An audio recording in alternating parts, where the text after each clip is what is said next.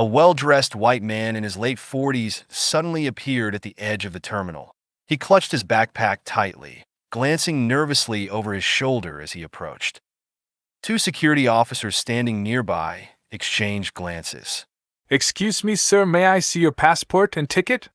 The man froze for a second, then fumbled with his backpack, pulling out the documents.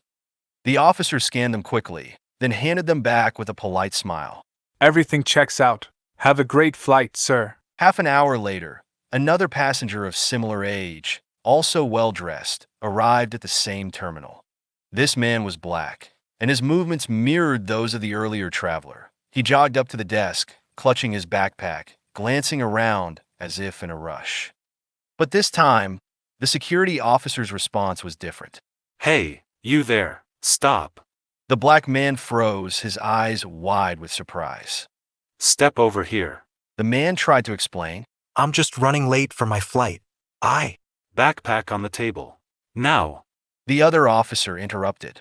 The man sighed and placed his bag down. The officers opened it, dumping its contents onto the table: a laptop, a book, a pair of headphones, and some snacks. Nothing suspicious. Why are you in such a hurry? Where are you flying to? The questions came rapid fire. I'm late for a meeting. Please, I need to check in. It's up to us to decide when you're clear to leave. One of the officers cut him off. Minutes ticked by as the officers continued their aggressive questioning. The man pleaded with them to let him go, explaining that he was about to miss his flight. A few more minutes, and familiar voice broke through the tension. That's enough. The officers turned to see the white passenger from earlier, now standing just a few feet away.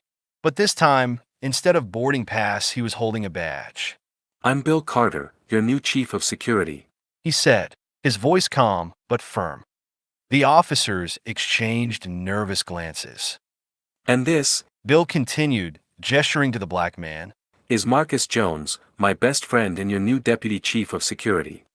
The officers were speechless, their faces pale. We wanted to see how you treat two passengers in identical situations. Looks like we have some serious work to do. Marcus picked up his belongings, his expression unreadable. Let's go, Bill. We've seen enough. The two men walked away, leaving the officers standing in stunned silence. That day, the airport's new leadership began implementing sweeping changes.